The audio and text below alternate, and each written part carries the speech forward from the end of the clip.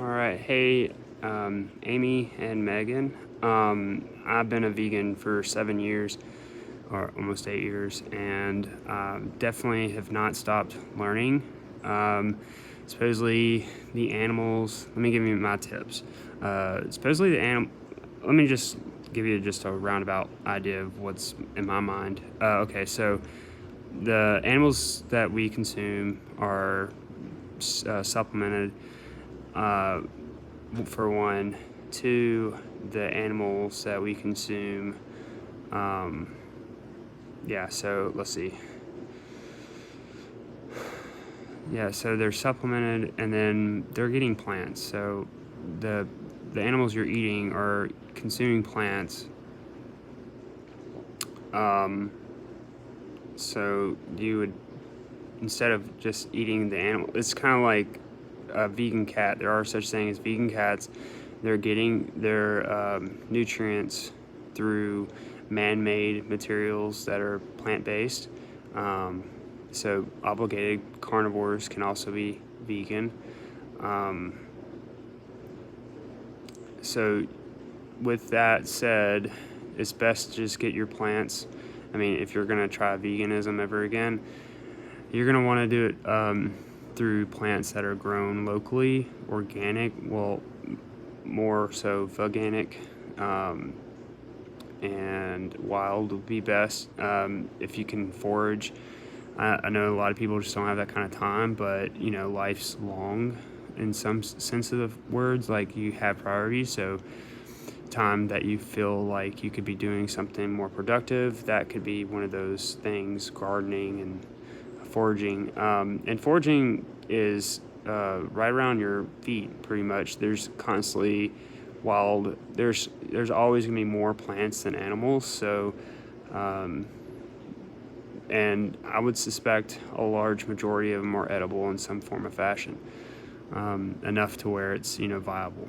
And so yeah, you have 50,000 variety of edible plants. I think a large reason why we have anti-vegans is because they eat the junk food, and they don't talk with vegan nutritionists or doctors. Let's see, yeah, and they, like I say, they don't eat local, they don't eat veganic or organic, or grow their own food, or consume wild, or all that stuff aside, they just don't know.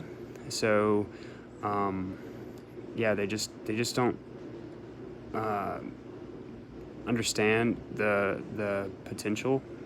So it's just something pushed to the side. Um, yeah, so those are the few things that came to mind when I listened to these ex-vegan stories. You want to eat enough. Look into the iodine crisis. That's a big situation for iodine deficiency, and it's good that you can basically get your iodine, enough iodine through iodine supplementation. So just make sure you get your iodine, make sure you get B12.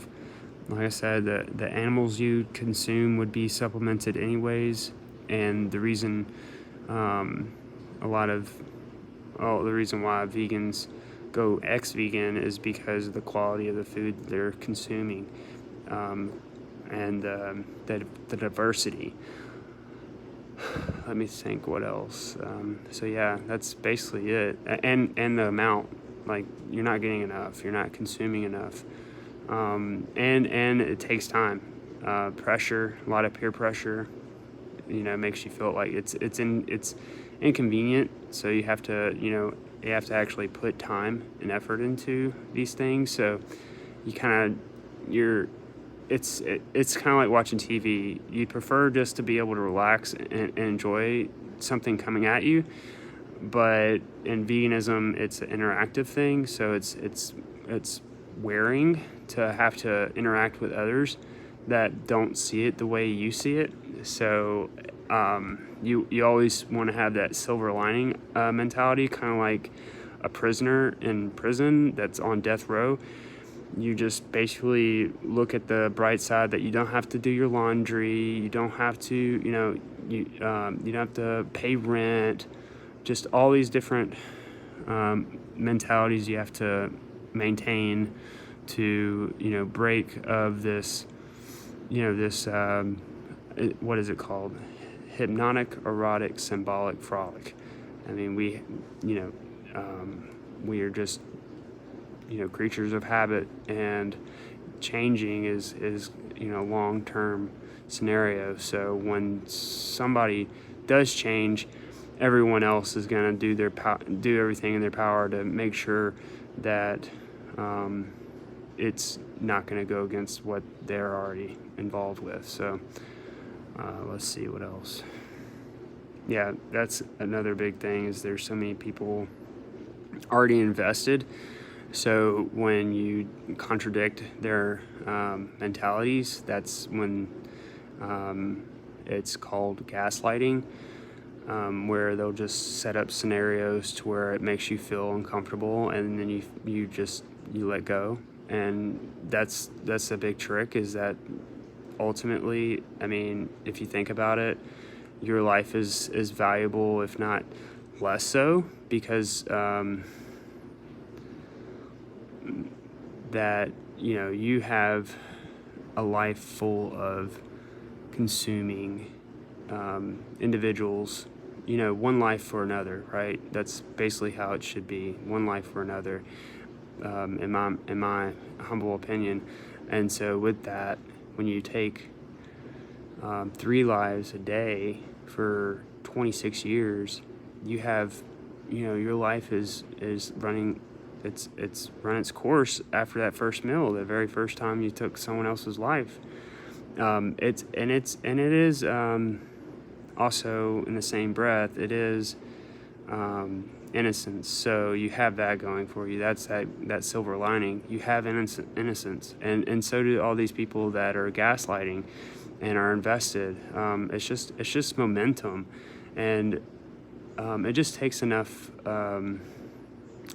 reiteration or positive influence to eventually turn the tide. But it's just knowing, and that's the big difference. So yeah, I don't remember you guys' names, Meagan and Rose, but anyways, that's basically, yeah. So let's run down. Okay, so local, organic, veganic, wild, and you want to grow your own. Look into the iodine crisis. Look into Back to Eden film. It's kind of like Snow White and the Seven Dwarfs. Watch Back to Eden film. It's like Snow White and the Seven Dwarfs. Remember the apple in the movie with the witch? Remember what the apple did to Snow White? Remember how Snow White just, innocently took that apple and ate it, and not realizing that it wasn't just an apple? Well, it's the same. Like, we have 7 billion people. They're constantly consuming these things that are doing them harm when they just don't know. And it isn't like that witch is. It's just we live on a planet. We live in a solar system. We live in a universe. All these things are new, and so there's tons of room for mistake. And yeah, great that you can do vegan wrong, but don't give up on it. I mean, you have every reason to enjoy all of the benefits of what veganism is. So just keep plugging away, and eventually you'll get to a position to where it's going to add up. But some of us have to fall off to get back on. That's all there is to it. Yeah, it'll get easier as time goes on. It's been around since the beginning of time, the idea of not consuming someone that doesn't want to be consumed. So it isn't like you're not going to spend the rest of your life consuming these things and not wish you could have some other option. So that's never going to go away. You always have a conscious about having to consume something that would prefer you not. And that's the beauty of plants, is that that's part of how they live. The only way they would exist is if they had something come and consume it. Maybe not so much entirely, but its fruits at least. And it's got to be so delicious that you would consume it and walk away and plant it somewhere else, just because and that's how that's how plants survive. Yeah, so this is 10 minutes long. I don't know if you guys are even gonna look at this, but that's where I'm at. I eat local as possible. I eat organic as possible and veganic. I grow my own food. I looked into the iodine crisis. I used to have dandruff really bad. My hair is pretty thinning, but now that I've taken the iodine, my hair's kind of thickened up and I don't have dandruff anymore. My mentality is more, leaning forward. I have more energy. So iodine's a big player here. And the only window here, the only door is kind of like Alice in Wonderland. The only door is you have to go through the iodine crisis. You have to go through the Back to Eden method or the Back to Eden film. So go through those things. And it's just like any patient with a doctor. A doctor can prescribe you all they want, but ultimately it's up to the patient. You can spend all the money you want, but it's like these billionaires, they die of heart attacks, they die of cancer, they die, they have all these health issues, but they have all this money. Why? Because of the confusion. There's a lot of problems going on, but for a lot of people, veganism has been the answer for them, and it's more than likely because they're walking that line that I suggested that you take a look at, and make sure to eat enough. I mean, you eat a normal meal like you would back when you were eating McDonald's. It's a quote unquote normal portion, but when you go vegan, the nutrients isn't in the soil. So even when you eat organic, you're not going to get the same amount. And don't worry about paying too much, because eventually it'll balance out, because it is healthier than what you would get normally. So just eat more, get your fill. You want to kind of feel full, but it's kind of like MSG, right? It makes you feel full faster. Well, that's the same idea with veganism. Eat your fill, get full.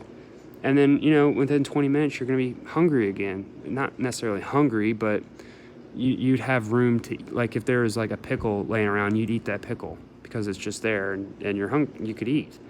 It's not that you're hungry. It's just, you don't feel full anymore. That's the idea. And at the same breath, it's healthier for you. Yeah, and that's the beauty of being vegan as well, is that everything you used to eat, you still do as a vegan.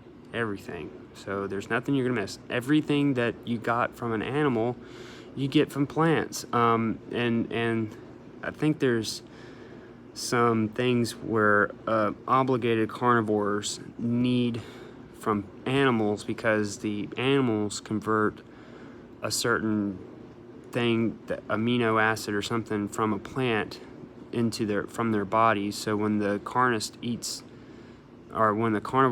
the plants, when the carnivore eats the animal, they're eating what the animal converted from the plants.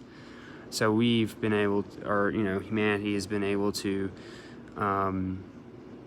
synthesize this in a lab to make it possible for carnivores like you guys want to be, or not necessarily want to be. It's just that's how you feel like there's some things missing in your diet. If you run that line that I was telling you about, eat local, eat organic, eat veganic, grow your own, eat enough, look into the iodine crisis, look into Back to Eden film,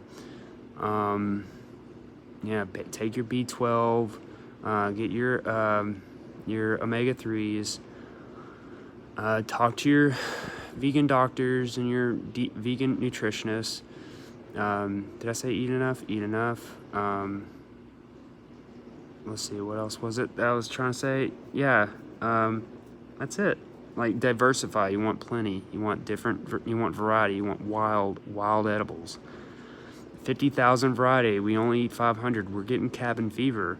It's literally a death spiral. It's literally a death spiral. Have you ever seen ants, how they chase after each other in a big circle? That's what that is. That's what the whole omnivore world is.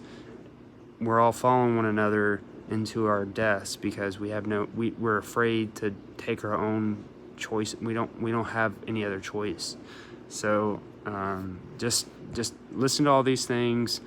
You know, I'm not going anywhere. All these ideas are from everyone else, so it's not like these ideas are all mine. So just take these things for grain. You know, take them for what they are. But that's my spill on your video here about the ex-vegans. So good luck.